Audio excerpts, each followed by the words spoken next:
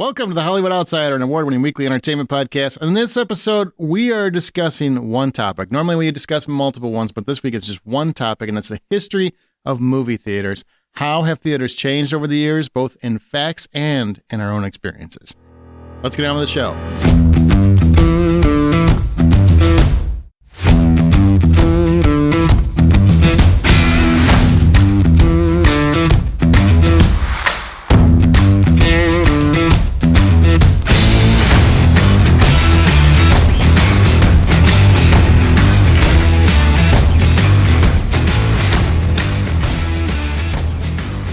My name's Aaron Peterson. Joining me today, my fellow host, John Davenport.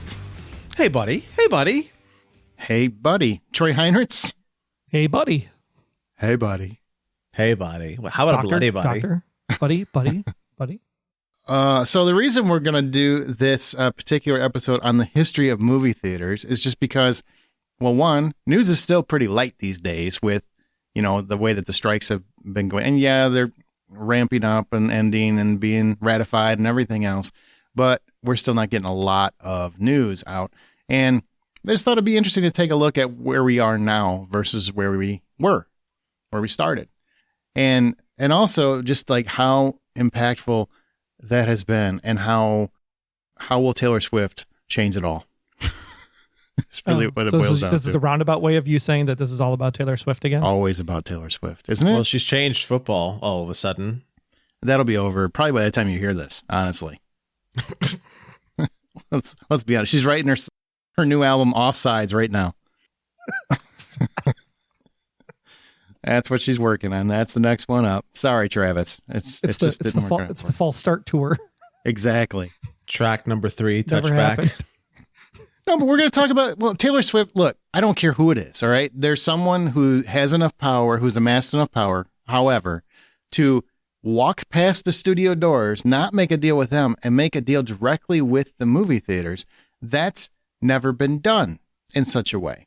So, and especially to such enormous effect, like the overwhelming advanced ticket sales and ticket sales. By the time you hear this, just the ticket sales in general, how much money this concert film is going to rake in has never been done before in the history of film. It's changing film. Beyonce is going to have her concert film in December. It's already changing how movie theaters work. And it's fascinating. I don't care if it's Taylor Swift. I don't care if it's Rolling Stones. I don't care if it's Jay-Z. I don't care who it is. It's just fascinating to me that it's, once again, movie theaters are evolving to some other form. That could change. Maybe we start getting Super Bowls in a movie theater. Maybe we start getting big TV series finales in movie theaters. Wouldn't that be amazing? I mean, I know that they had a limited run for Ahsoka. They could do something like that with even bigger properties. There's a lot that could happen. So that's why I just want to go through kind of like the history of movie theaters and where we are and where you guys think we're going, as well as some listener feedback is really interesting in terms of what really has changed their perception of movie theaters over the years. I guess the big question I have before we get digging into the history is like, why hasn't anybody done the Taylor move before? Like, what stopped them from doing so? Is it that they didn't have enough financial backing to like sport the number of screens that they needed to have, or like perfect storm? I guess. I mean, let's wait until we get there because we're going to talk about that anyway. That's a great question to ponder. Gives you time to ponder because John does not have an answer for that. Not yet, but he will. I don't even know if I'll be able to think about one. Okay. All right. So we're going to go through these. Now, we're going to discuss each big moment, but I just kind of want to go through, like, here is where we started with movie theaters. So in 1891, the Edison Company invented the kinetoscope, which allowed one person to watch moving pictures, and by 1894, it was a commercial success. The first to present projected moving pictures to a paying audience were the Lumiere brothers in December 1895 in Paris, France. They used a device of their own, making the cinematograph, which was a camera, a projector, and a film printer all in one. So here's where the moving pictures began in many respects. Do you guys even remember any history on this? Like, do you remember researching this at any point other than this for this podcast? Do you know much about this? No, I don't think I've actually looked into a lot of this, with the exception of like minor stuff in art school where animation was involved. Well, I'm so glad John answered the question first then. the Lumiere brothers actually, I thought, really perfected the device from what the Edison company actually had. If the Edison company, when theirs came out, it was actually more like a steel frame and it was like not movable. So it wasn't really useful to do like actual movie film shooting. Plus it didn't have the projection option. When the Lumiere brothers put theirs together, they actually did a couple really great inventions. One is that they actually made it portable so that it could move around like the traditional camera would be done today. They did add the projection element. And what was really great was that they actually thought ahead of the problems that they would have, because the heat source from the lamp, when it was shining through the film, could actually destroy the film. And so they actually made a water goblet that would sit between the light source and the film to dissipate the heat. That way, if the goblet of water broke first, at least the film was still protected.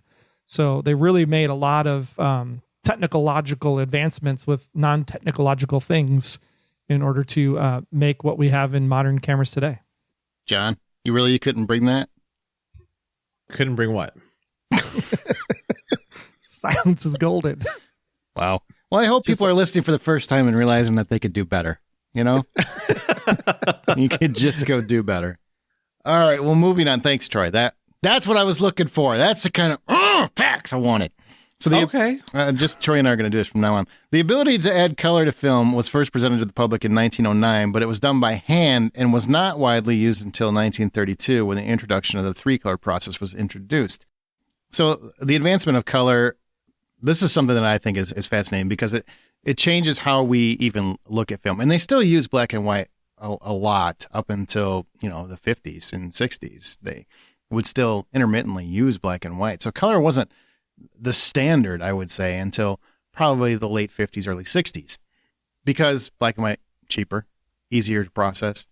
So what do you guys think in terms of nowadays when people use black and white, they're using it to kind of take you back in time.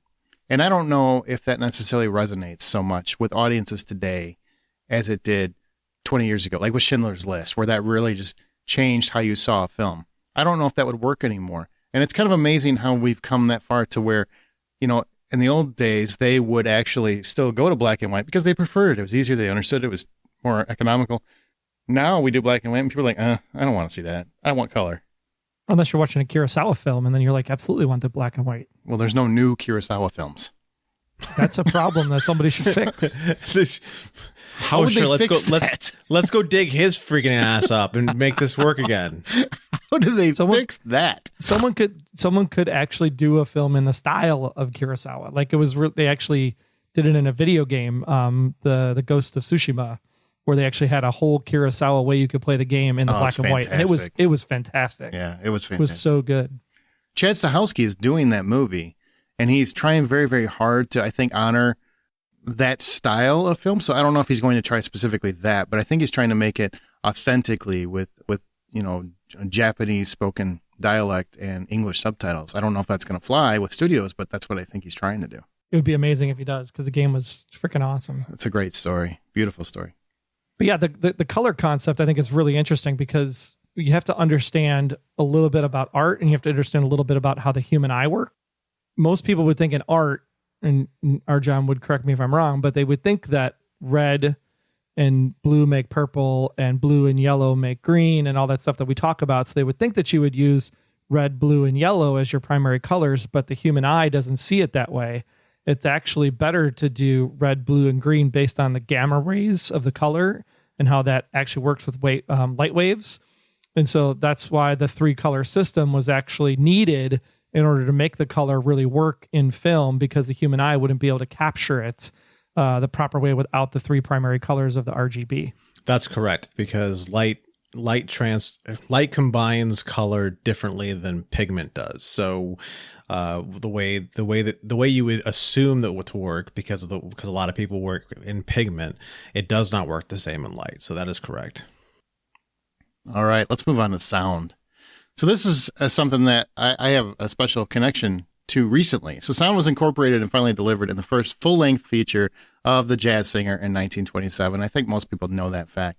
But here's what you might not know. So Presenting Hitchcock. That's the podcast I do where we went through every single Alfred Hitchcock movie. And a lot of the early Hitchcock movies were talkies, right? And silent films. So we had both of those. So there's a period of film where it was silent with just the orchestra score and things like that. And then there are the talkies. Now, talkies, I think people sometimes misconstrue that to mean that that was when everybody was talking. Not necessarily. Sometimes it's just the track was added to the specific film. It just means there's sound incorporated into the film. Everybody understands that, right? Everybody here? Mm-hmm. Yep. While I went back, I've always had an aversion to silent films and the early talkies, the ones where it was really just music and title cards, right? And I've always had an aversion to it. So I go back and I rewatch several of these because of the Alfred Hitchcock podcast. And as I'm watching them, I'm realizing that I'm not being fair, because when you watch it in the perspective of not the modern lens, which I think is pretty common for most people to do. I don't want to watch that. God, that's old. I just want to watch new stuff and things blow up and new special effects. But if you watch it and you think about how just phenomenal this was at the time, the movie takes on its own life in many respects. You just see it through a different eye, I guess. You know, you kind of wake up to what the world was like at the time, and you get real insight into the Depression, into how people perceived male and female relationships in the time. You know, that was way different. You go watch the older movies, and there are guys just smacking women like it's okay.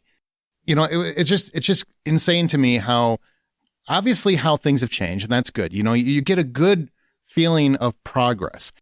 There's a film that I watched, and it's actually from 1937. So there's obviously dialogue. There's people talking, blah, blah, blah, but it has blackface in it. You know, I think in this day and age, you would see that and you would be completely just disgusted and immediately, well, we got to cancel Alfred Hitchcock. But that was okay at the time for some reason. And it just gives you like a different view of the world and how far we've come, how different things are. And I don't think I would have necessarily had as deep an appreciation for the progress we made without going all the way back that 100 years to kind of revisit some of those older films that I had not really thought about in forever, and just got that peek into the times. So I highly recommend people that don't necessarily, you don't like silent films, you don't like those really talkies, you don't want to watch something where it's just orchestra score most of the time. I understand, but I do think it's important if you're a cinephile, if you're a film fan, and if you're just a study of human nature, because it really does open the window to how the world has moved forward. And what I thought was really interesting in the evolution of sound was the fact that if Edison Group was the ones that introduced us to the kinetoscope, which wasn't able to do the projection, then the projection comes over from the Lumiere brothers, but they didn't actually give up on the Edison side. Edison actually also made what was called the kinetophone, and the kinetophone was part of the kinetoscope, but again, it was a single viewing experience. And so the biggest challenge with getting to the talkies was specifically because of the fact that they didn't have synchronization. How do I take the recording of the audio, which you could play on a phonograph, and then make sure that it plays at the exact same speed and rate as the actual moving picture? And that's one of the things that Edison finally broke through on and developed something that was very similar to the apparatus known as the kinetophone. But instead, it was basically a way to take the phonograph and tie it with a pulley system to the actual film projector. And that's how they actually got sound and picture to then connect and make the synchronization happen. And then ever since then, we're able to go and have the talking pictures that we know today. One of the things that I love from this era is actually paying attention to what passed for special effects back then. You know, when you sit there and look at the differences in how they shot things, because what they did is they decided that they understood that there's not a lot of depth perception happening in a film because you only have one eye that you're looking through. And because of that one eye you're looking through, you have the ability of layering images over what you're shooting so that it looks like one thing. There's I believe it's a Buster Keaton shot that's pretty famous, where it looks like he's gonna dive into this this hole that takes him through a building, but when you pull back and you look at the entire scene of what it actually is, it's him standing on the ledge of absolutely nothing. There's a floor in front of him, but between him and the camera is a matte painting, and that matte painting was done so expertly that it looked like it was an actual place that he was thinking about jumping into, which carries through cinema for decades. One of the things that people don't realize about what you're looking at in the original Star Wars movies are matte paintings in the background, the Bespin factories and Empire Strikes Back. Those are all matte paintings that you're seeing in the background. There's no green screen. It's not happening to the extent that it's happening, that it happens today. You're looking at something where a guy took a paintbrush to a giant canvas and painted out every little thing there in hand. The same thing with some of those scenes with all the stormtroopers. It's just a beautiful lost art to think about when it comes to what they did to make special effects work the way they did, and to the level in which everyone had their hands in it to make it happen. And they had that way back in 20s, 30s, 40s. I mean, revisiting all these films, I'm telling you, I've seen so many examples of that's a special effect, and obviously I can tell now, but at the time that was probably magical. And there's actually been a few that I've seen where I was just very impressed. Like, this is 1940, this is 1950. And it looks pretty stellar, and it's a special effect. Like, I can tell that this is a matte painting, or I can tell it's a backdrop, but it's better than Expendables 4. I can tell you that. Part of it is that the equipment we're watching it on today does a lot to ruin it for you in a lot of ways. That perfect clarity really brings it to life. Because the thing is that film is inherently in HD. So when they turn around, they're like, okay, well, we're going to remaster all this stuff so it's brand new again. You're seeing it in HD because, again, film inherently does that. And what we saw growing up on our televisions, or what we saw on the screen, was just what technology can do in the way of reproduction and the way of distribution and all that other stuff to make sure that it was cost effective. But nowadays, we're seeing crystal clear, as if you're standing in the room with stuff, and you can see in Clash of the Titans that there's an actual screen that they're standing in front of that has a movie being projected on it. That sort of stuff is incredible. But in the movie, that's one thing that's lost, I think, on modern audiences, who see a lot of the stuff we grew up on, or the stuff that our parents grew up on, etc. On a TV screen, you feel like, well, that's just, how could you have enjoyed this? It's painfully obvious. We didn't have the effects you have now, so it looked amazing. Pegasus looked amazing back then. And even in the 30s and 40s, and, which is the kind of in the 20s, that era, if you would have seen it when those things came out, they looked amazing, as amazing as they could. To them, this was all new. It's basically just like when people first discovered Jurassic Park, or when they, first saw, Endgame, or the special effects in Endgame, things like that. Like that all, it felt just like that experience for you. That's right. So that's the way you really should look at it, and try to come to a realization of how movie theaters have changed over the years. Ray Harryhausen was not a household name for no reason. Right. So, yeah. Did a lot of magical work. He did a lot of magical work, and his work is still on display out there somewhere. I've got to figure out where it is, though, because that stuff is great. I'm sure you can Google it. The one thing that's really interesting about records is that records actually own their ability to the sound era as well. Because if you ever wondered why you have like 78 rotations per minute, 45 rotations per minute, and 33 and a third, the 33 and a third actually comes because there was a company, Western Electric, part of AT&T, and when they tried to figure out how to make sound better for movies. So it was actually, that's what made the standard disc basically 16 inches in diameter, rotating at that 33 and a third, because it actually aligned to the standard 1,000 feet, 300 meters of 35 millimeter film. So the reel of film matched perfectly with the roundness of the record if it spun at that 33 and a third RPMs at 16 inches in diameter. So that was cool that the record actually owns its like history to the movies, if you will. That's interesting. All right, so let's move on to the golden age of cinema, which began in the 30s when audiences were desperate to escape the Great Depression. And I find that most intriguing because now I almost feel like there are filmmakers such as, I don't know, Scorsese, who love to just trash escapism cinema, as that's not cinema. We've heard that from him in particular multiple times, but I've heard that from cinesnobs, I'd like to call them, people that think that there's only one kind of movie you can enjoy, people that I don't agree with.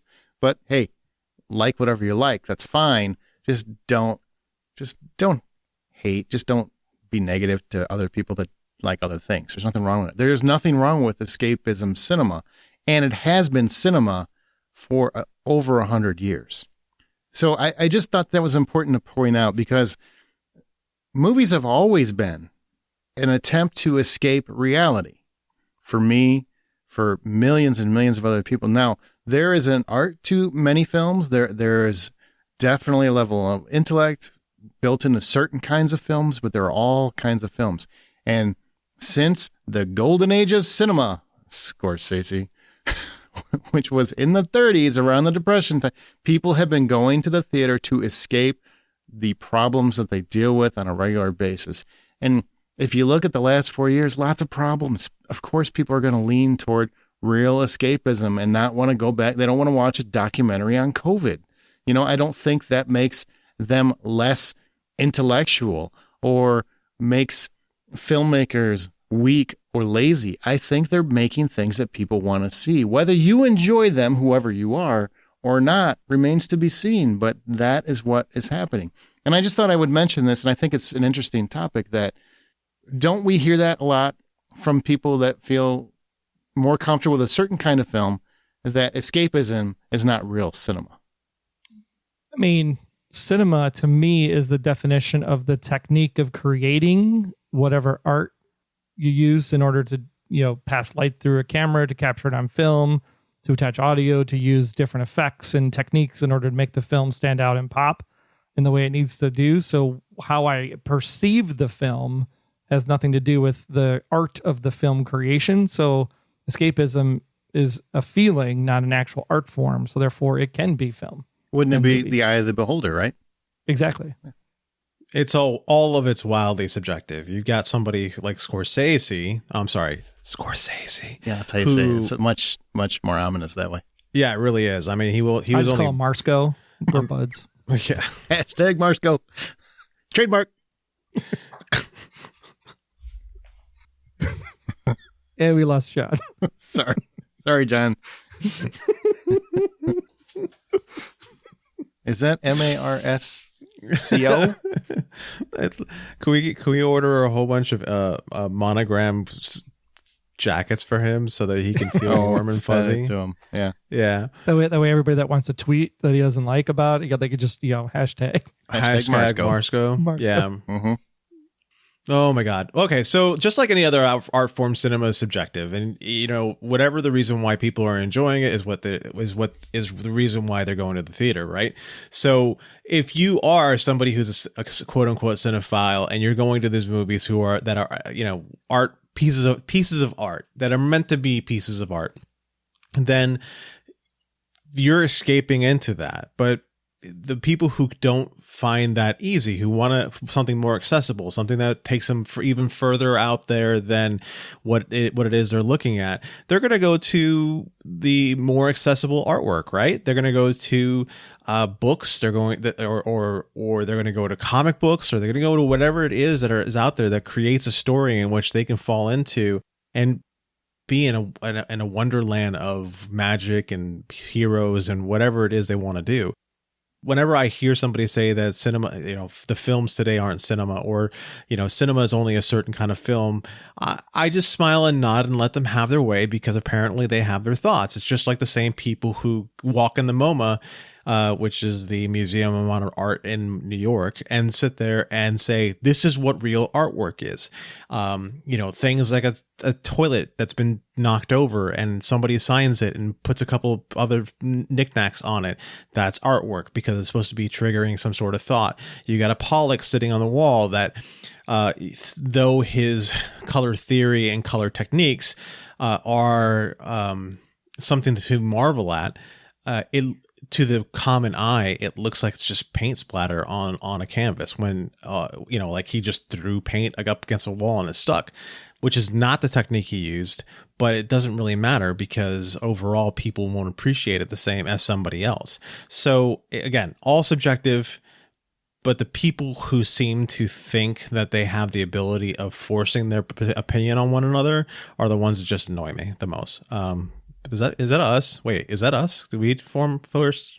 No, I think we're open-minded. We like Michael Bay just as much as we like, Chris Nolan and not Wes Anderson. Yeah, Marsco, just as much as Marsco. It's funny. Is he a cop? I could see that. Yeah, he's a grizzled detective trying to solve the big case. But he only solves real cinema cases. He won't solve escapism cinema cases. I don't know where I was going with Marsco. Hashtag Marsco. I think the reason why it was called the Golden Age of Cinema was because there was like a really great period towards the end of the Depression, right before the World War II started, where 1939 is actually one of the best years of cinema because 5 of the movies made that year actually end up on AFI's top 100 movie list. And those would be Wizard of Oz, Mr. Smith Goes to Washington, Stagecoach, and Wuthering Heights. So those all came out in 1939. So did Gone with the Wind, brother. I'm sorry, Miss Gone with the Wind. Yes, that was. How did you forget that? Gone with the Wind, Wizard of Shame Oz, on you. Mr. Smith Goes to Washington, Stagecoach, Wuthering Heights. Gone 5. with the Wind is cinema. I can't count. Cinema. But I don't think you can watch it anymore without a disclaimer. Right, exactly. Because we're not old enough to understand that this happened, like 80 years ago. And then on the other side of it, towards the end of the war in 1951, it's another great year with 1951 having African Queen, Streetcar Named Desire, An American in Paris, and A Place in the Sun. So that 10-year period during the war is like really when people came out to the movies and just really embraced Hollywood. And it doesn't really pick up again until the 70s. Escapism, right? Mm-hmm. Escapism. Things were tough. And in the 1950s, movie theaters had their first real big challenge, like as home TVs began emerging as a changing of the scenery. And it's funny to me because I've heard this multiple times in my lifetime. Movie theaters are dead. VHS came out, movie theaters are dead when I was a kid.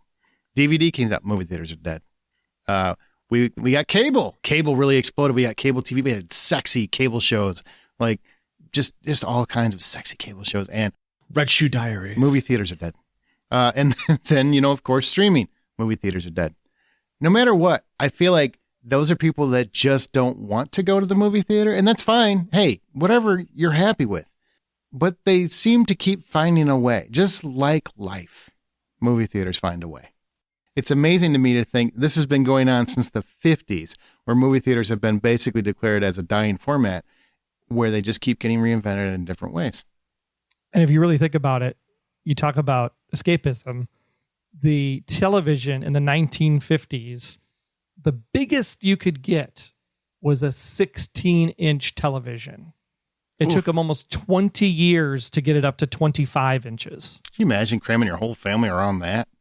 Yeah, getting close, kids. Yeah, we're watching Streetcar Named Desire on a 16-inch TV. Can't even see the streetcar or the Desire. I mean, you need the kids up front so they can change the channel for you. That's true. Oh, man. It just reminds me when I was a kid, when I had the remote with the cable on it. Remember that? Mm-hmm. Like, oh, God. God forbid you actually walked over it and stepped on it and broke it. Jesus. That big, like, clicky cable box thing where everything is labeled a certain way. Oh, God. It's so funny. All right. Well, that leads us to our next big change. And that was 1968. Ratings were introduced. And they've changed throughout the years. In fact, didn't we do a ratings episode where we just talked about ratings? Yeah. Yeah, we did. Invention of PG-13, I believe it was. Yeah, it was real Great episode, I think. Go listen to it. But ultimately, we still use these as a guide to determine how saucy a particular film is for other people. PG-13 was added in 1985, and that remains the most significant change of our era, except for, you could say, the TV ratings, but we're talking about movie theaters, so that doesn't matter. We're talking about movie theaters and movie ratings.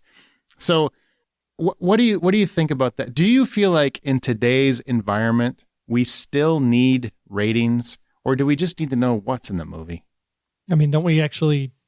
I think it's hard. It's like saying what's in my food, and we have food labels on everything. So I want to know what's in the food, but I also know I like Frosted Flakes and I like Fruit Loops, and I don't care what's in it. It tastes good, right? So if I see a trailer for a movie, I'm like, I'm going to go watch that movie. So I don't need the ratings. The ratings, I think, are a way to just make sure people aren't exposed to content that they shouldn't see at an early age. Just for families, right? Yeah, it's really a guide for kids. And honestly, it's like, even though Common Sense Media is a more religious-based run organization, I think Common Sense Media does a really great job, because it does the thing that most places don't do, which is takes the opinion of the parents, takes the opinion of the critics, and also takes the opinion of the kids, and say, like, this is the general assumption, because I think we also, as regulation agencies, border on too safe sometimes. Even with food and drug and whatnot, like the little extra factor probably isn't that big of a deal. So getting some more realistic perspectives on what these things could be. Like, I have a very mature 16-year-old. He could probably handle most TVMA without a problem. Daughter, on the other hand, probably couldn't have handled TVMA at 16. So, in that regard, I think it's really a matter of like you said, like, I just need to know like what's in the movie, because even now I feel like the TVMA is so blurred, because like TVMA meant sex, right? Like, you're going to see sex, and now you don't even see sex. You see simulated sex in a TVMA, but they still put sexual content as the title. And that makes it TVMA. Like, it's not really TVMA. It's like, it's no different than TV-14, because then you go look at what's on network TV and go, wow, that's really TVMA. They put a dude through a wood chipper on the blacklist. It's like, that should be TVMA. I've seen worse killings on Breaking Bad. Ratings, I think, are more accurate for the most part, except for they have the whole language thing, which that's a whole other podcast that we already did. But language is, I think, subjective as well. I think the rating system has its place, and it works for the people who are, let's call it, more sensitive to what they're seeing in a movie. But I know people who are so dependent upon those TV ratings, or not the TV ratings, the movie ratings. Fuck TV. We're not talking about that right now. Exactly. Troy. That was a dig at Troy.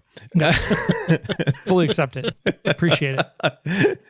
So, but I know people who need those to be able to make it through a movie, or decide they're going to go to a movie because they don't want to subject themselves to things that they don't agree with. So they're not going to go to a PG-13 movie because they don't agree with whoever's cursing in the movie. They're not going to go to an R-rating movie because they don't want to see boobies or whatever else that could possibly show up in the movies, or the killing, or any of those other things. But they'll go to a PG or even G because that makes them feel safe, and that makes them feel comfortable, and that actually fits into who they are as a person and what their beliefs are. So I think it's necessary. It's a good way for people to decide what they're going to watch based off of what they see in trailers, and on top of that, what they see in the ratings. And I think it's something that we do need. All right. Well, moving on, the next big change came into focus in the 1970s with the blockbuster era. And it began, and obviously that's also when cinema began, according to Martin Scorsese. But also, it began with Jaws, a movie that made hundreds of millions of dollars in the summer, and before that was commonplace. So if you look at it the way the world is today, we all think summer's blockbuster season. Now, granted, that has changed a lot with the way TV's evolved, the way movie theaters have evolved. But back then, summers were not the place where people went to the movie theater, because what do? They went out, they had fun, they went outside, they went camping, they didn't go to the theater. Well, this changed. So basically, this formerly dead season is now the most lucrative time of the year. So people came to love movie theaters once again to escape. Only this time, the hot rays of summer. And how they were. I mean, we talk about climate change, and climate change is a real thing. I'm not dissing on climate change, but there were definitely hotter summers even back then in the 70s. And especially when you think about the issues they were having with like the gas crisis and everything that was going on there, it was just hard for people to get around. So they needed some place to go and congregate. And the movie theater is a great way to do it, to get that free air conditioning. True. I mean, that's a factor. But I also think, we had more of a sense of community in many respects before we had all this available content at our fingertips. And that sense of community built through movie theaters. And I think it started in the 70s for sure, but it really just got amplified in the 80s with blockbusters and just having that communal experience. I mean, I think some of my best memories still to this day were as a kid going to a movie theater with lines and lines of people. And you think nowadays people get so aggravated with inconvenience, but that was exciting back then. Mm-hmm. It was just so thrilling because we weren't so impatient, number one. And we also didn't have a million other things to do because we didn't have smartphones. We didn't have streaming. We didn't have a million things to do. So we could be excited for what we were going to see. And we knew nobody was going to ruin it with their phone. And people had more respect back then, so they didn't talk.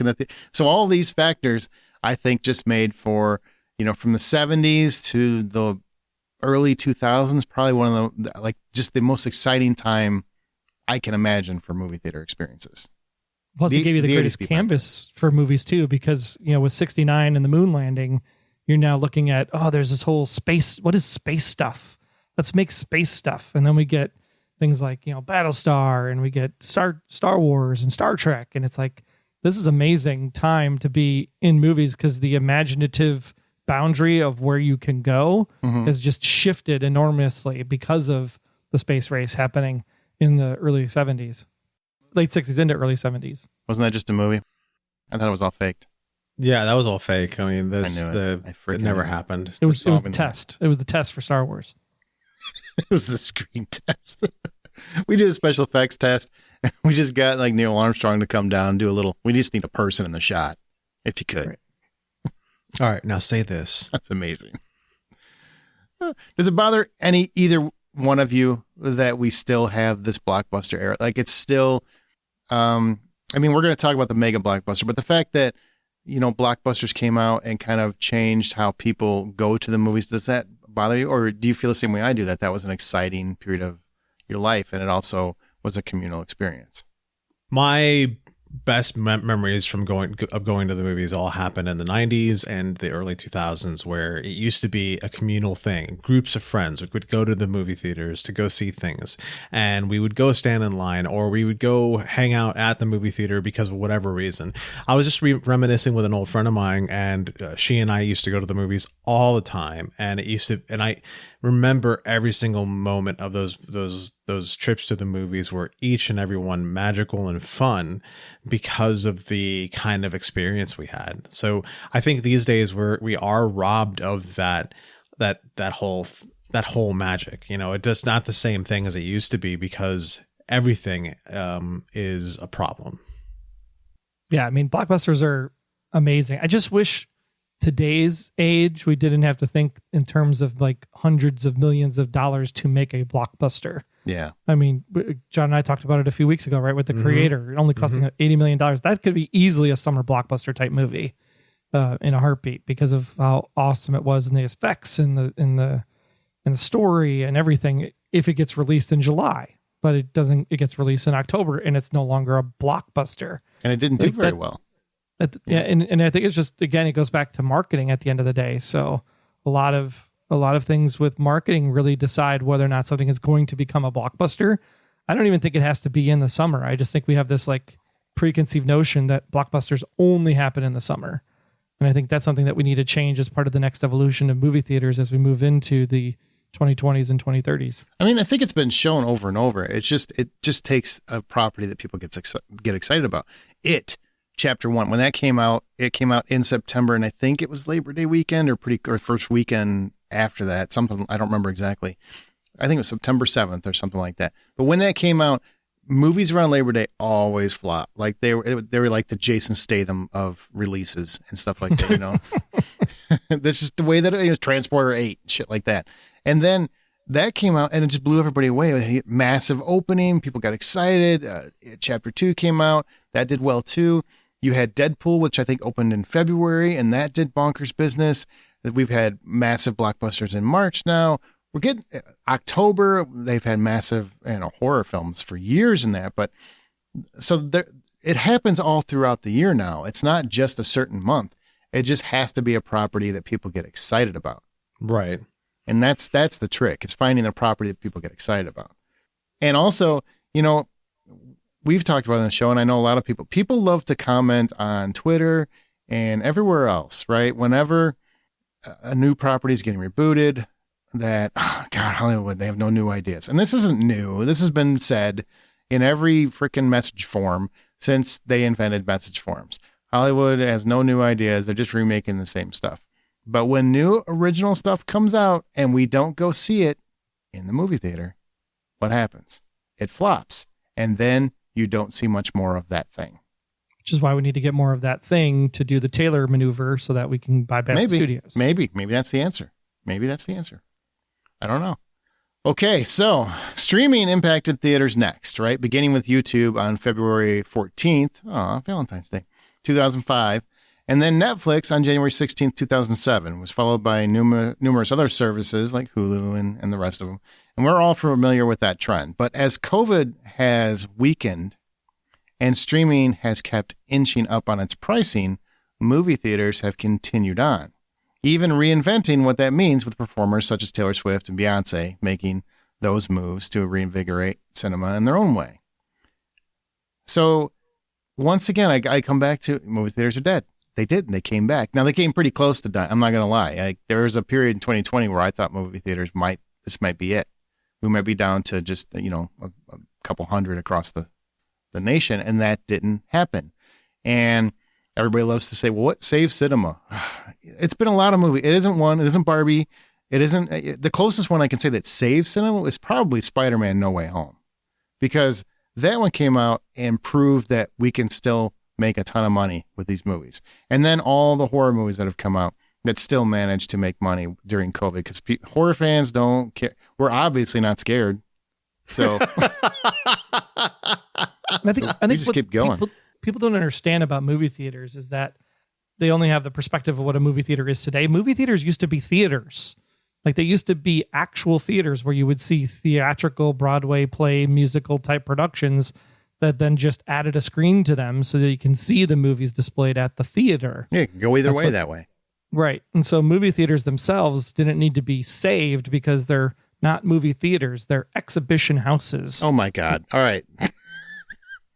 You just had to spend all that time to get a technicality in. Is that what just happened? That's the thing. Movie theaters have to figure out a way today with the competition that we have because of YouTube and Netflix and other streaming services to do things that are now exhibition houses. So let's exhibit concert films. Let's exhibit Super Bowl. Let's exhibit an episode of Ahsoka. Not in one theater. Make it available everywhere, because damn it, I'm not driving to the one theater in Chicago that's willing to do this stuff. Mm-hmm. Like I think movie theaters have to stop getting in their own way also and take some of these steps in order to become more what they are, which is exhibition houses that literally show movies, but also show some other stuff too. And I think they would actually, the advent of the rent out a theater with all your buds and your brides and your best mans and whatever and parties for $99 to see an old film. Like, we did that for Christmas vacation with like 20 of our friends. It was amazing. Yeah, it's a great time. That's the kind of stuff they need to do to just keep that square footage space full. Agreed. 1,000%. Hey, we're going to come back to the history of movie theaters real quick. I want to introduce the trailer for our new podcast. It's sponsored by the Hollywood Outsider, inspired by a true story. It's an idea that's been in my head for a very, very long time. It's essentially true crime mixed with movies. You're going to like it if you really take the time to go listen. You can subscribe now. It's in your podcast feeds. And be sure to share it with any friends that you have. I mean, that would be greatly appreciated. It's a brand new podcast. It's so hard to break through anymore. There's like a bazillion out there. But I am very, very proud of what we've done here. And we've got a couple episodes out now. Cocaine Bear's coming, Scream's coming, Monster's coming, Catch Me If You Can is coming. There's a lot of movies that are coming, and you might be surprised about the details behind what inspired those particular movies. I know there's a few that took me by real surprise. Check out Inspired by a True Story. Here's the trailer.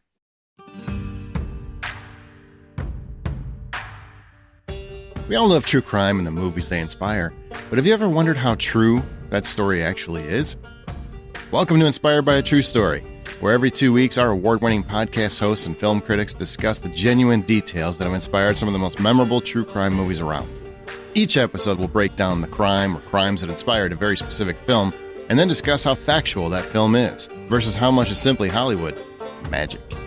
Inspired by a True Story is now available to listen and subscribe on your favorite podcast app, or you can always find episodes at inspiredbyatruestory.com. As fans, we all deserve to know how true our true crime is, so take a listen to Inspired by a True Story, and let's keep those artists honest.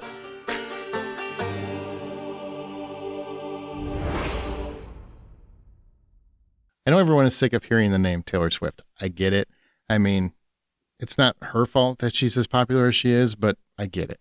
But that idea we're going to come back to. But I want to talk about the final big change, which was around 2010 when the mega blockbuster began to really take shape. And Hollywood economics began to move away from low to mid-budget fare to properties with massive budgets and even larger global returns. It became very much a global industry. And that's been going on a little bit before 2010, but really Marvel kind of amped it up when they started making their billion-dollar franchises. There's been a few other ones too, Pirates of the Caribbean, stuff. Disney's been very good about creating and crafting billion-dollar franchises. Harry Potter, obviously, is another one. But after COVID, many have come to believe that indie films can no longer survive in a mega blockbuster market except on streaming. And I've always been an advocate for, I want to see both movies in movie theater. There's nothing I love more than going to a movie every single week. And I do. I go every single week to a movie in a movie theater. I prefer movies over TV shows. It's my preference. I want a story that actually ends and doesn't get canceled by some dickhead in a suit. So I want to see how something ends. And I love a movie theater experience. To me, it's just a nostalgia. It's my happy place, whatever. That's where I want to be when I enjoy my entertainment. And, you know, I don't care about the mega blockbuster market. I mean, that's great. Make them. People want to see them. I don't think you can really sit there and just keep poo-pooing it because you don't like it. If you don't like it, it's fine. But other people love them. But I do wish more people would take on A-list or something along those lines. Some Regal, every theater house has this now, where they have some kind of all you can see pass. You know, you pay $25 a month or $30 a month, and you can see all the movies you want. Go see your mega blockbuster, and then the next week, go see an independent movie. Go see something you would challenge yourself. See something you wouldn't normally see.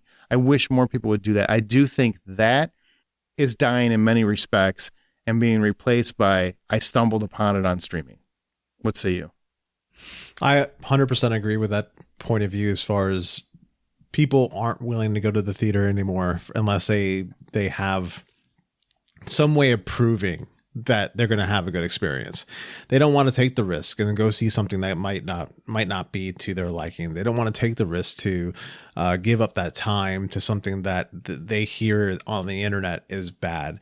Even from trusted friends, they'll sit there and turn away suggestions for movies and TV shows, Justified, and not sit there. Nice. 2 digs at Troy.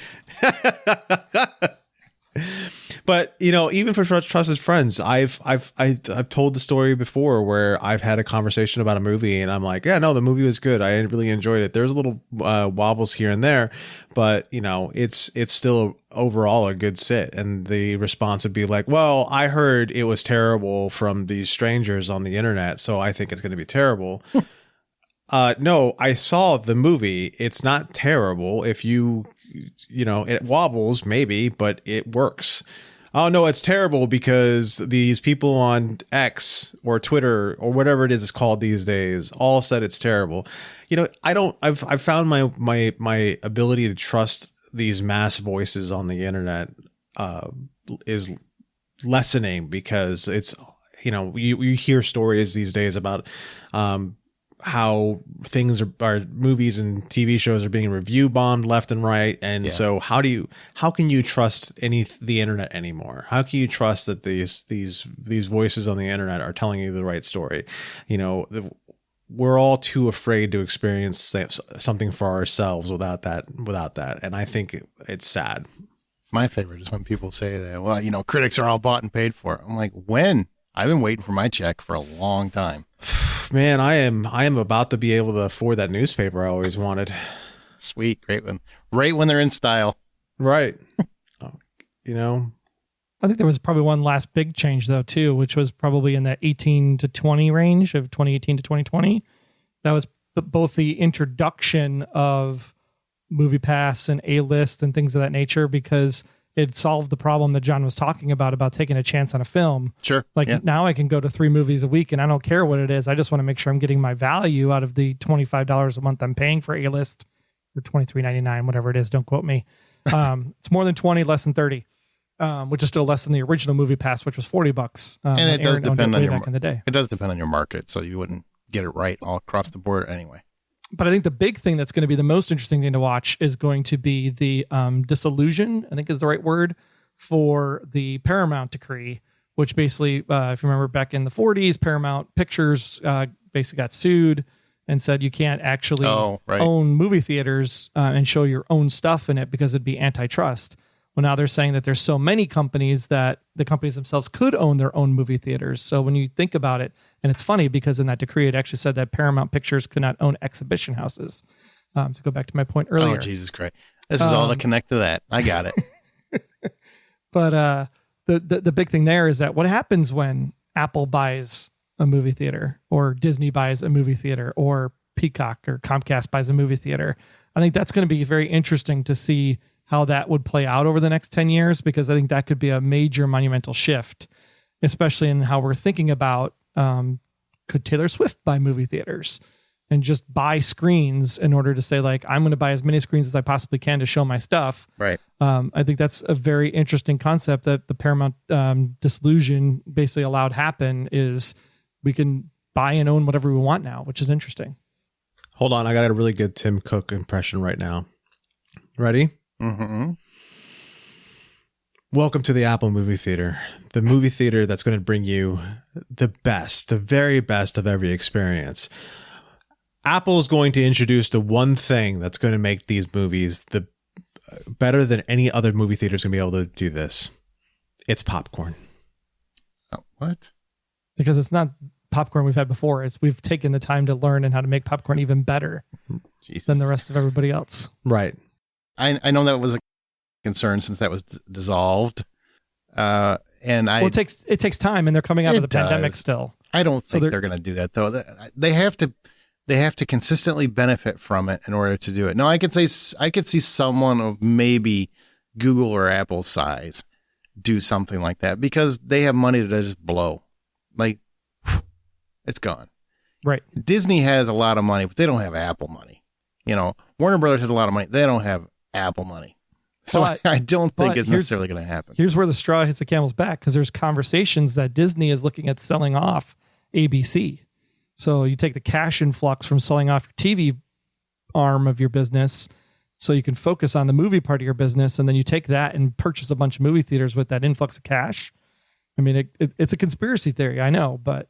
No, I mean, there's some value there. They don't do anything unless they're going to make a fortune off of it. And I can't see any way that they make a fortune off that. I don't see how that. The only advantage is to someone like an Apple, who has a streaming service that doesn't do very well, but has very, very well received products on it. So I could see them doing that to give a bigger canvas to the works that they have, and doing something where they incorporate their TV shows, they incorporate their movies, and they just, you know, that I could see. Disney, I don't see them do. I just don't see how they benefit from that. They would have to have so many theaters to make it worth their while, and they would have to have consistent mega blockbuster after mega blockbuster, and they're struggling with that right now. And the Apple Theater, the Apple iBeacon and Apple Tags basically detect your phone on the Find My network and basically make your phone inoperable for the run of the movie. Oh, now you're turning me on. Yeah. Now you got me. Oh, that's pretty hot. That's sexy. I mean, people would be mad and they would protest it, because how dare you ruin their device for the time of the movie. However, it still would be pretty hot. Right. However, they're still going to buy the USB-A to USB-C to Lightning dongle for $20. I hate when you use the word dongle. But speaking of hot, let's get back to the hottest act apparently in music right now, who is potentially fundamentally changing how we see movie theaters. Now, what's funny is I think movie fans have talked about this forever. Like, we've wanted big events at movie theater. I know Troy and I've talked about this every year. Can we get the Super Bowl at a movie theater? This would be freaking awesome. You just have food and people can actually, it's okay to eat in this particular venue or something like that, or eat, their snacks, and you can talk during this one because it's a Super Bowl and you want that communal experience. That sounds fantastic to me. Why aren't we doing stuff like this? Taylor Swift, for people that don't realize, or I can't remember if we explained it at the beginning, but rather than go through a studio and have a studio produce her concert film, which means that she's going to have to give the studio X number of dollars. Rather than doing that, she went directly to theater chains and made a deal with them to release her film that way. So she's getting the money directly to her. Beyonce doing the same thing, working that same kind of deal out. So do you think this could change, like Troy is alluding to, the exhibition houses, aka movie theaters, to evolve to not just show movies, but really do massive events, do World Cup soccer, do, hockey championships, basketball, NBA finals, things like that, things that get people excited and they want a communal experience again. Yeah. Could you imagine like a whole wing? Like we have this at the AMC that I go to. There's a whole wing on one side and a whole wing on the other side. And then the 4 IMAX Dolby Cinemas are in the middle by the concession stand. But I'm just picturing like the entire wing on the right side. And like every Final Four contest is up on a screen, and you can just walk in and out of each. You buy a pass for the day, and you can just go and watch whatever game you want to watch, and you bounce between the theaters, come and go, pick a seat, doesn't matter. Go get some grub at the concession stand. Movie theaters would make a killing. Fill the afternoons. The Final Four, especially those first four round 1 and round 2, where the games run all day. You'd make a killing doing that. And you know what? You've got a lot of theaters that are being used for 2 or 4 seats because the movies are played out, whatever. And instead put in those sporting events, get people, because people love that kind of stuff.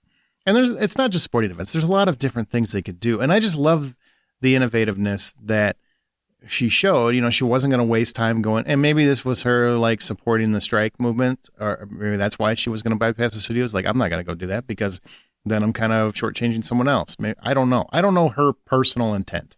All I know is it's a shrewd business move that could open the door for stuff we wanted to see happen at movie theaters for a long time. And I don't want, granted, I'm sure some people are probably like, we don't want to hear that ruckus coming from another theater. Well, that's, your theater should have some sound protection for that because they blast movies and you shouldn't hear most of it. So same idea. Think about Monday Night Football. Monday Night Football is huge, right? But not everybody watches Monday Night Football because you're the only one to watch your team that's on. So let's say, the Bears and the Packers are playing on Monday Night Football. Like, imagine the market movie theaters would be able to take in for a Monday night game if they had 6, 7, 8 showings on a Monday night, because Monday night's usually a dead night for the theater. Mm-hmm. Like, put Monday Night Football on. I would much rather go to the movie theater. The movie theater has a bar. The movie theater sells pretzels. The movie theater sells chicken. Movie theater sells pizza. Movie theater sells popcorn. Like, I am set for a Monday Night Football game to sit there for 3 hours rather than sitting on a hard stool in a pub where everybody's just overly loud and you can't hear what's actually going on in the first place. Sure.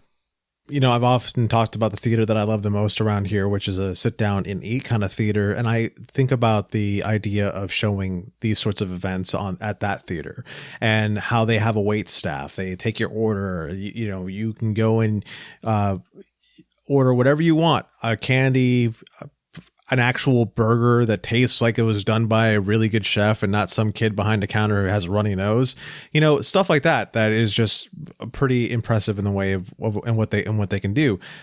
They'll bring you beer. Beer is important, especially if you're going to sit down and watch a game.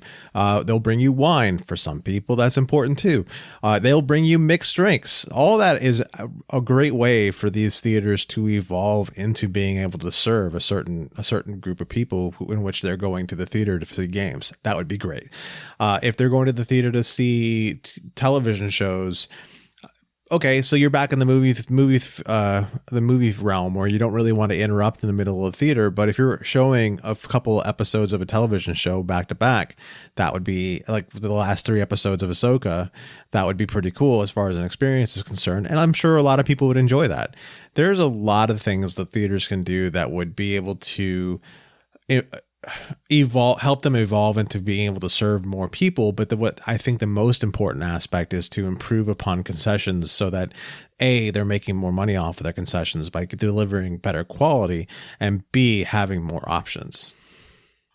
Yeah, I mean, I'm just even thinking, when you think Taylor Swift kind of money, and maybe that's what she was able to sidestep and everything, the NFL has such ungodly amounts of money that the NFL would be prime to make a deal, because if Amazon has the rights to Thursday Night Football and the Sunday Ticket is with YouTube, but they don't air the Monday night game, like take the Monday night game and just sell it to AMC, or at least regionally somehow sell it to AMC, so that when that team is on, those AMC theaters in that region benefit from that. And same thing, 55-45 split that Taylor's getting. And I think there's other ways that they expand it too. I just had this experience. Okay, I was looking, and don't hate me, I love Chris Isaak. For whatever reason, I love his music. It makes me calm. Maybe because it's sad music, and sad music makes me calm.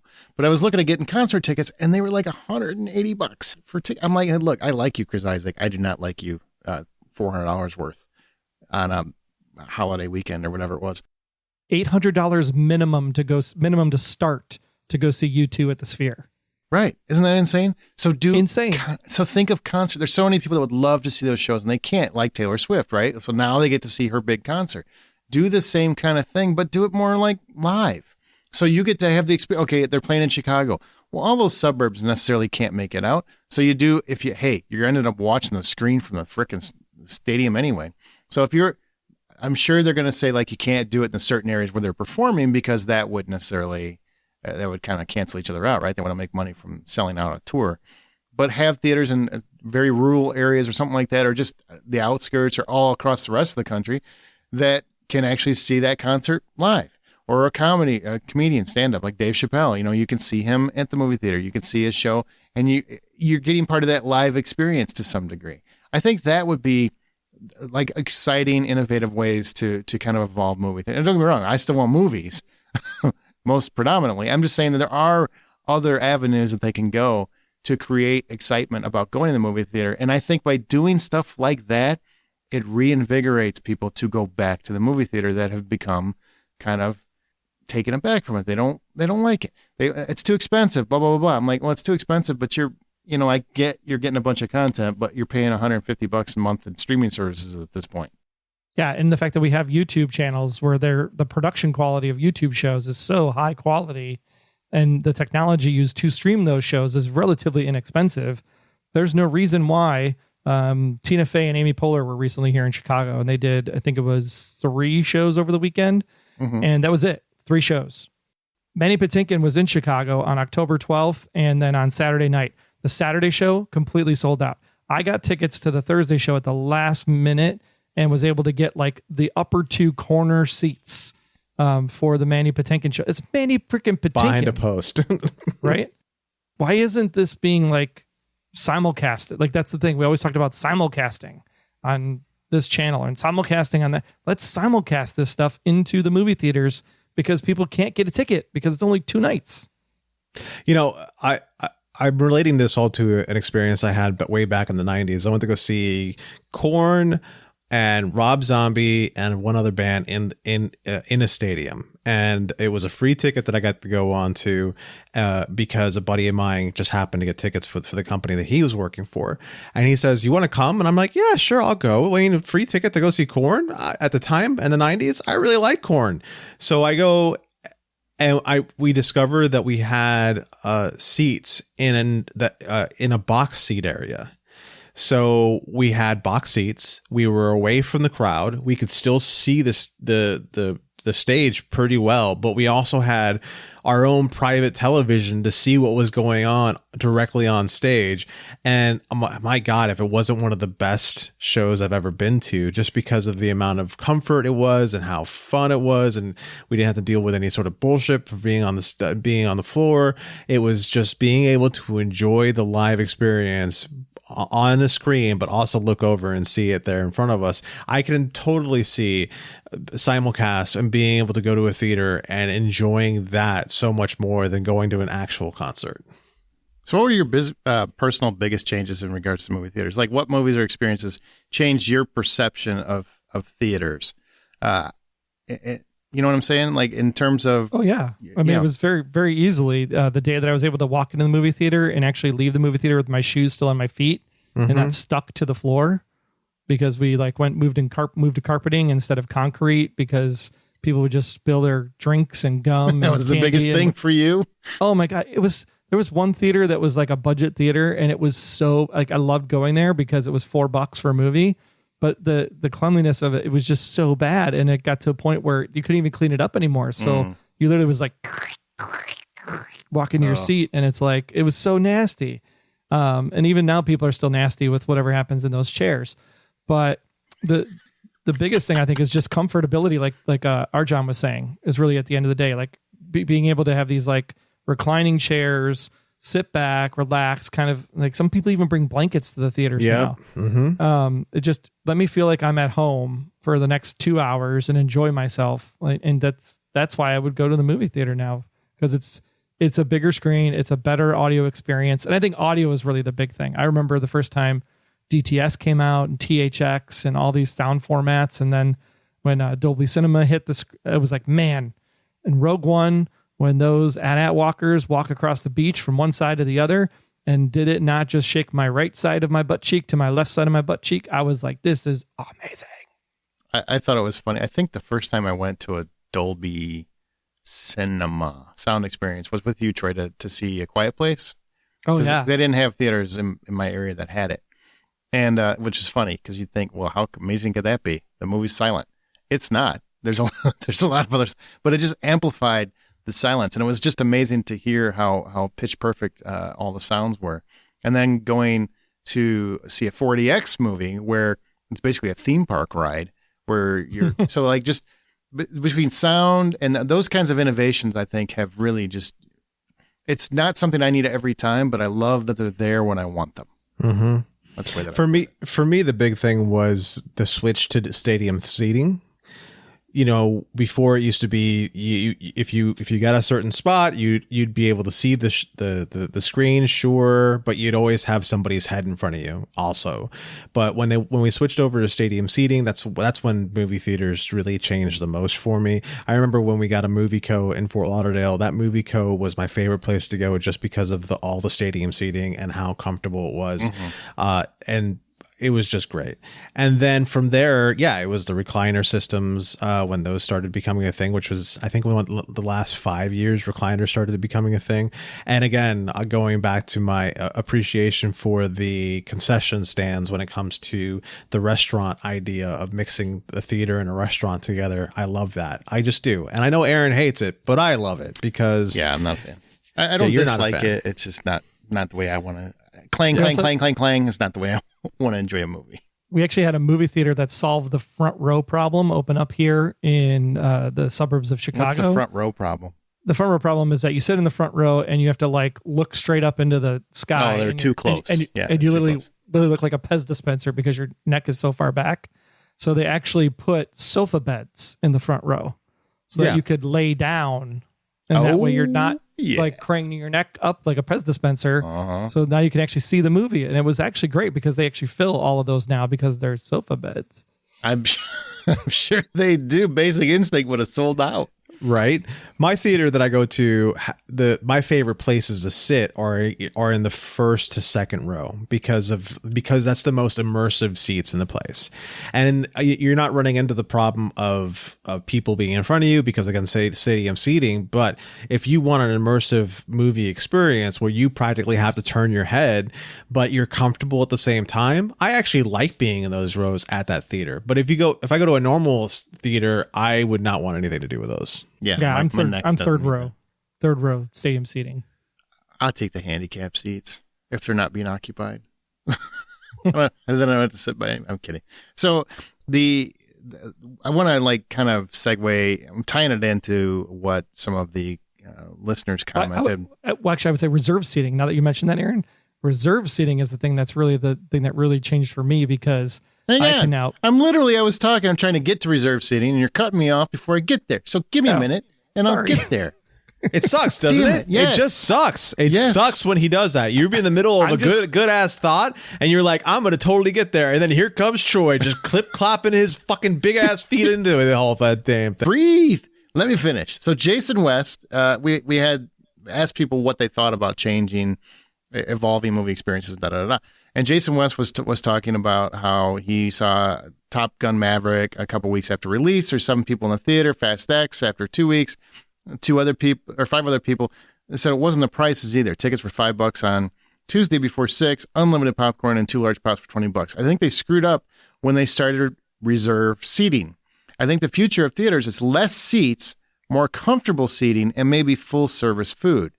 Think restaurants surrounded by movie screens, true dinner and a movie atmosphere. Now that's not something I want, but that is something that John wants. I'm so with you, bro. I don't mind having the dinner. I want the dinner before the movie, though. It's a 2-course thing. Okay, so the way this place works it out is that they're taking your order way before even the trailers come out.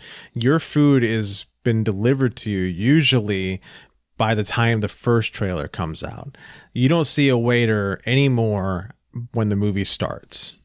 But I smell the food. I mean, it's fine. Like Alamo Drafthouse does that, and I like the way they do it. And it's not much better, but it's a little better. Probably because it's a little more ruffian. It's not so fancy. His theater is a little ridiculous. But anyway, back on topic. I've been to his theater. It's really nice. Yeah, it's very, very, very nice. Reserve seating. I don't like reserve seating. I do and I don't. Okay, I do like having the fact that I know I can go and I can sit where I want to sit. Here's what I don't like is I don't like how it's changed my theater experience because, I liked getting there and getting those good seats and feeling good about it. I got here and I got them. Nobody shows up early anymore. There's never that situation where you might end up having to sit by people that really like improve your experience. I've had so many of those over the years where you see a comedy and people are just having a great time and it makes your time better. You see a superhero movie or you see something, bombastic where you see little kids having a wonderful time. I don't get bothered by kids having a great time in the movie theaters. If you know it's a kid's movie, there's going to be kids. Shut up and let the kids enjoy it because you did when you were one. That part, I get really aggravated when people are like, shut up to a kid having a great time at a movie that's obviously for families. That happens way too often.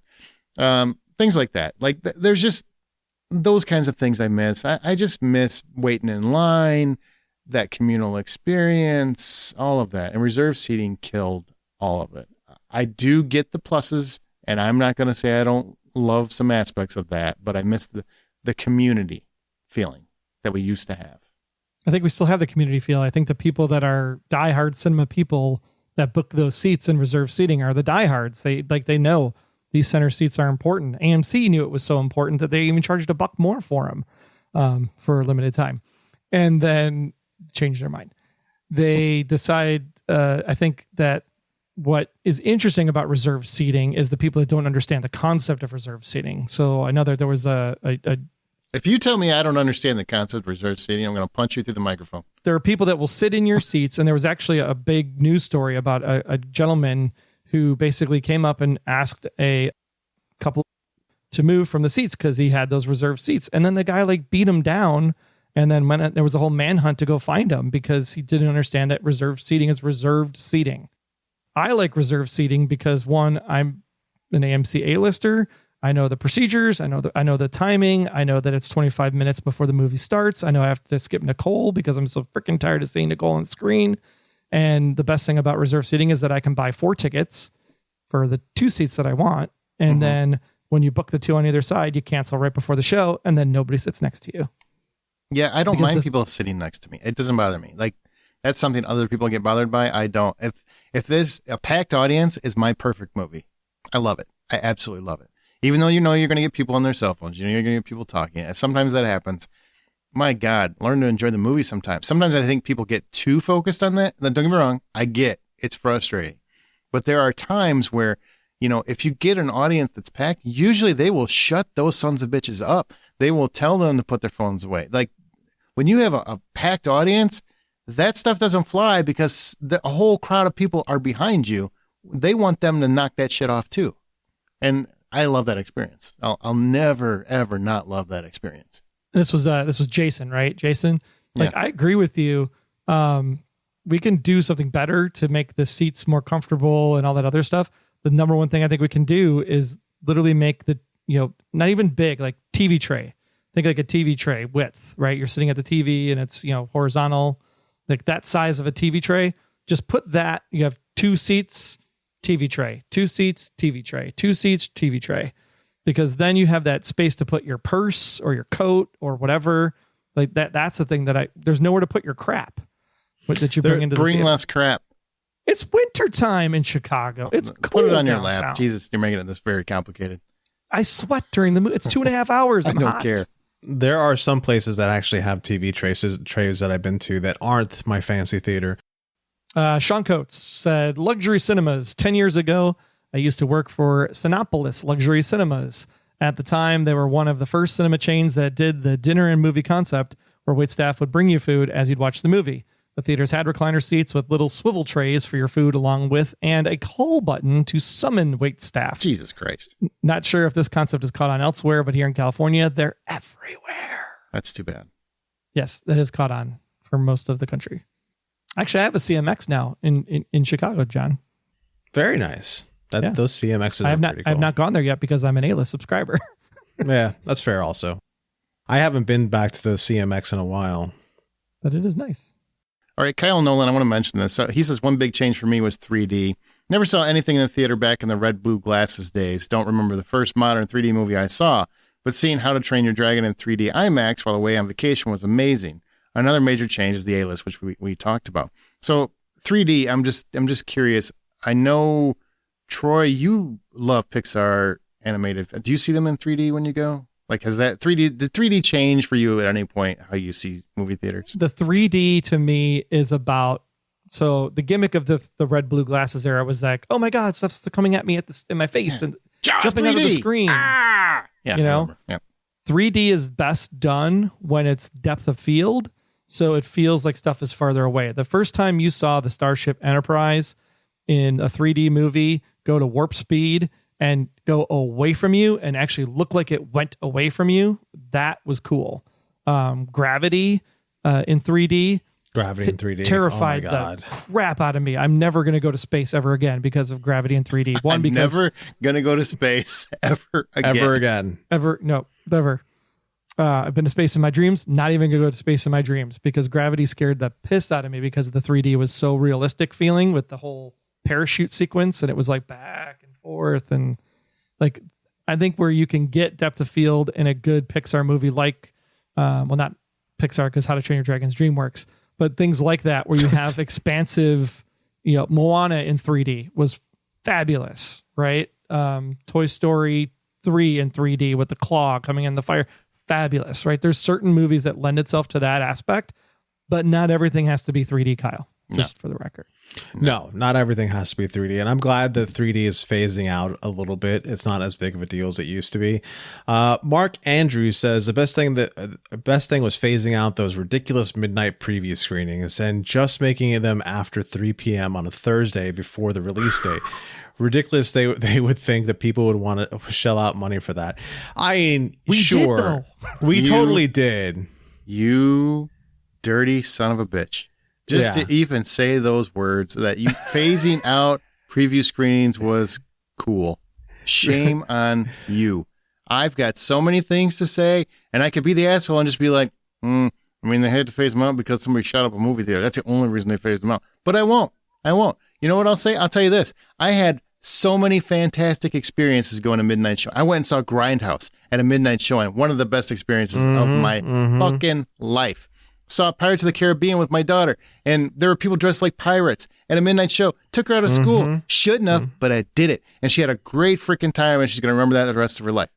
Like, that kind of stuff, you can't replicate. You just can't. Even with the Thursday screening, I go Thursday. That's when I like to go. If it's not a critics showing or something like that, I definitely prefer to go on a Thursday night because those are my people, right? Those are the people that would have mostly been at a midnight show, but they never come out en masse like they used to for midnight screenings. So, shame on you for saying those words.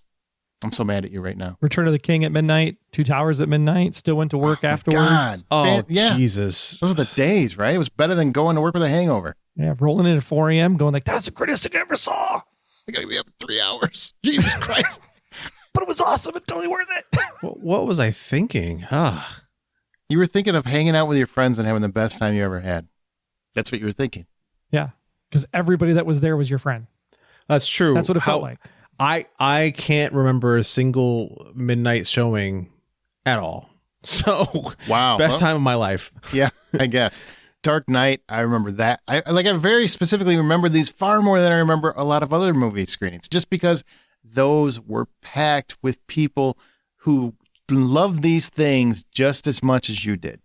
Phantom Menace. Man, what? Phantom Menace. Oh, I thought you said Dennis the Menace. I'm No, like, there was Phantom no Menace. midnight show for that. We got in line at 6 a.m. in the morning to buy tickets when the movie theater opened at noon. I love how all your for the references midnight between show. you two is Star Wars, but go ahead. But it was the experience of the waiting in line for a big thing, because you didn't have to wait in line when the other big things came out. Sure. But you waited in line from 6 a.m. till noon to buy the ticket, got in line at 1 o'clock for the ability to get your seat because there was no reserved seating. And you stood in line from 1 p.m. till midnight to get your seat for the midnight show. Yeah, only suckers stood in line. I didn't stand in line for that shit. I did. Loved standing in line. Talked about it before.